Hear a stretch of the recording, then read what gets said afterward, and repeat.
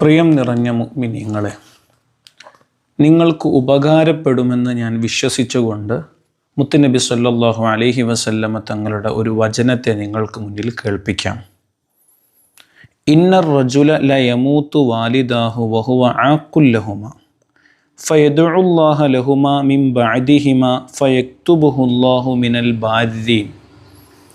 മുത്തുനബി സല്ലല്ലാഹു അലൈഹി വസല്ലമ തങ്ങൾ പറയുന്നു,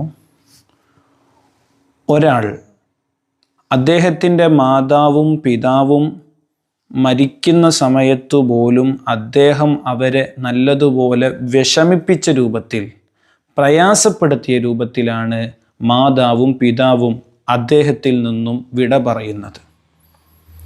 പിന്നീട് പക്ഷേ ഈ മകന് മാനസാന്തരം സംഭവിക്കുകയും ആ മാതാവിനും പിതാവിനും വേണ്ടി നിരന്തരമായി റബ്ബിനോട് കൈകൾ ഉയർത്തി ദുആ ചെയ്യുകയും ചെയ്തു.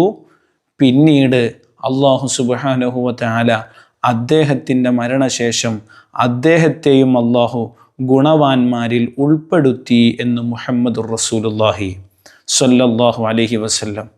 ഒരുപക്ഷെ ഞാനും എൻ്റെ ശബ്ദം കേൾക്കുന്ന നിങ്ങളും നമ്മുടെ മാതാപിതാക്കളെ വിഷമിപ്പിച്ചവരായിരിക്കാം. അവർ നമ്മെക്കൊണ്ട് ഒരു വേളയെങ്കിലും കണ്ണിൽ നിന്നും വെള്ളം ധാരധാരയായി വന്നവരായിരിക്കാം. നമുക്ക് ഒന്ന് തിരിച്ചു നടക്കാൻ ഇനി കഴിയില്ലെന്ന് നമുക്ക് പലപ്പോഴും തോന്നിയിട്ടുണ്ടായിരിക്കാം. കാരണം ഇന്നവർ പലരും നമ്മോട് കൂടെ ഉണ്ടായിക്കൊള്ളണമെന്നില്ല.